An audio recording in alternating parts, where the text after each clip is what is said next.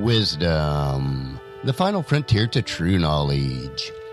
Welcome to Wisdom Trek, where our mission is to create a legacy of wisdom, to seek out discernment and insights, to boldly grow where few have chosen to grow before. Hello, my friend. I am Guthrie Chamberlain, your captain on our journey to increase wisdom and create a living legacy. Thank you for joining us today as we explore wisdom on our second millennium podcast. This is day 1131 of our trek, and it is Worldview Wednesday. Creating a biblical worldview is important in order to have a proper perspective on today's current events. To establish a biblical worldview, it is required that we also have a proper understanding of God and His Word. On our Worldview Wednesday episodes, we are in a series in which we are covering another detailed review of a book from one of today's most prominent Hebrew scholars, Dr. Micheal S. Heiser. We are taking a deep dive and will share Dr. Heiser's insight into the question, which is also the title of the book, What Does God Want? And today we will look at that God was betrayed by His family. We first explored what God wanted, which was us as a human family. After that, we explored in depth 3 different rebellions involving both human and supernatural families. We learned last week that God set aside a nation from the humankind in which His human family would be manifested. This was completed through a covenant He made with Abraham and Sarah, which became the nation of Israel. The history of biblical Israel is a long, meandering affair filled with both triumph and tragedy. God wasn't surprised. He knew exactly what to expect with His people. He had always known what He was dealing with. The first section is where we see Israel was wearing out their welcome. God let Abraham know that the future of his descendants was going to be difficult. He was honest. He gave Abraham some bad news and also some hope in Genesis chapter 15, verse 13.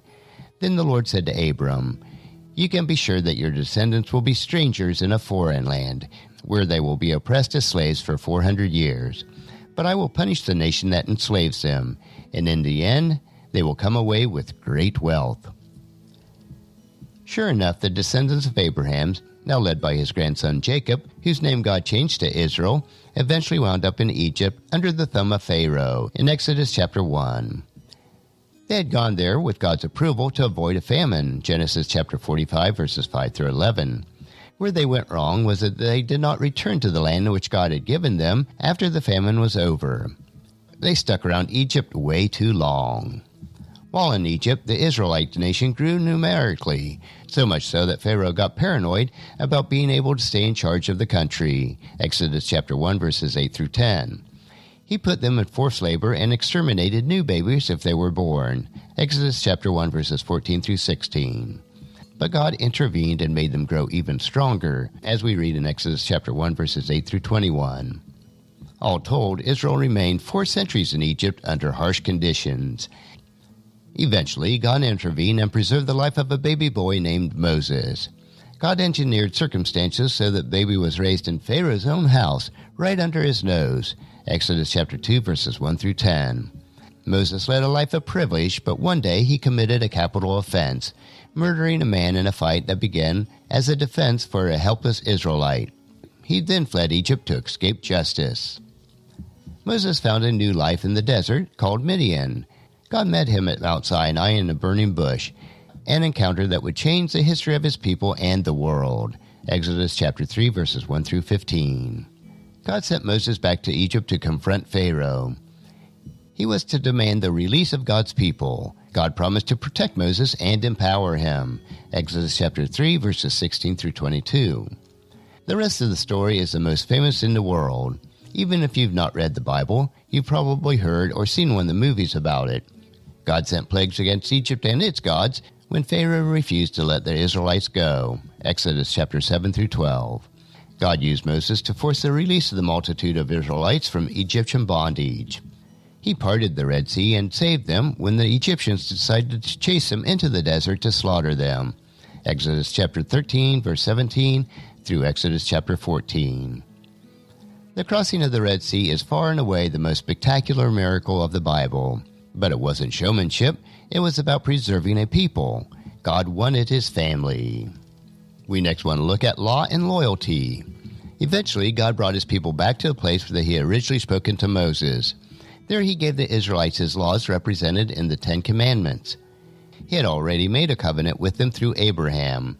It's important to realize that Israel was already God's people before the Ten Commandments were given. God had referred to his people as his family when Moses confronted Pharaoh. The laws weren't about earning a place in God's family. Israelites were already God's family. We need to unpack this distinction. It is pretty important. Rather than earning a place in God's family, God gave his people laws to show that they wanted to be in his family. God's law were about showing God that they weren't going to be disloyal and align themselves with some other God. Being loyal believers would allow God to use the Israelites to minister to all other nations like the kingdom of priests, Exodus chapter 19, verses 5 and 6. God wanted humanity in his family. He was starting with this one group, Israel. If they were loyal believers, they would be a blessing to all the other nations, Genesis chapter 12, verse 3. There's one more angle to understand about this covenant. God's laws were not about making them good enough to make God love them. God already loved Israel, Deuteronomy chapter 7, verses 7 and 8. He had supernaturally enabled an elderly Abraham and Sarah to have a child from which Israel in time would come. Having a family was the whole point. God didn't create a list of rules so that they would qualify as a family. They were his family.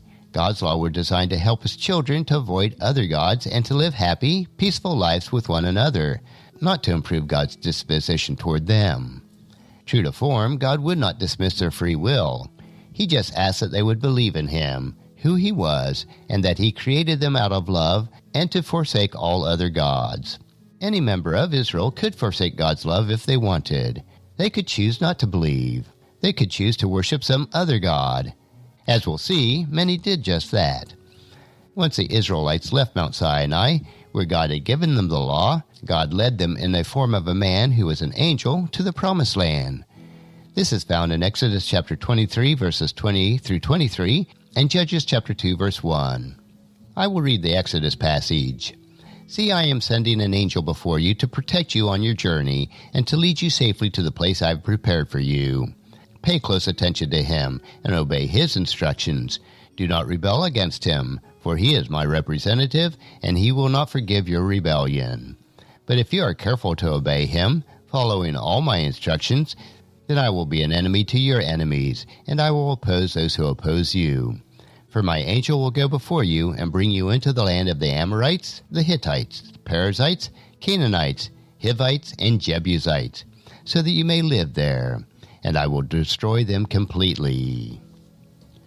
Along the way, people constantly complained about not having enough food and water, but God always provided. They had to fight for their lives against lethal enemies in the land, and God saved them from destruction. And that will conclude our lesson for this week from Dr. Heiser's book, What Does God Want? Next Worldview Wednesday, we will continue with the nation of Israel as we explore their downward spiral and final betrayal. I believe that you'll find each Worldview Wednesday an interesting topic to consider as we build our biblical worldview. Tomorrow we will continue with our 3-minute humor nugget that will provide you with a bit of cheer, which will help you to lighten up and live a rich and satisfying life.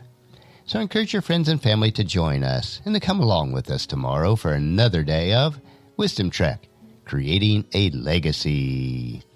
If you'd like to listen to any of the past 1,130 treks or read the Wisdom Journals, they are all available at wisdom-trek.com. And I encourage you to subscribe to Wisdom Trek on your favorite podcast player so that each day's trek will be downloaded to you automatically. And thank you so much for allowing me to be your guide, your mentor, but most importantly, I am your friend as I serve you through the Wisdom Trek podcast and journal each day. And as we take this trek of life together, let us always live abundantly, love unconditionally, listen intentionally, learn continuously, lend to others generously, lead with integrity, and then leave a living legacy each day. I am Guthrie Chamberlain, reminding you to keep moving forward. Enjoy your journey, and then create a great day every day. See you tomorrow.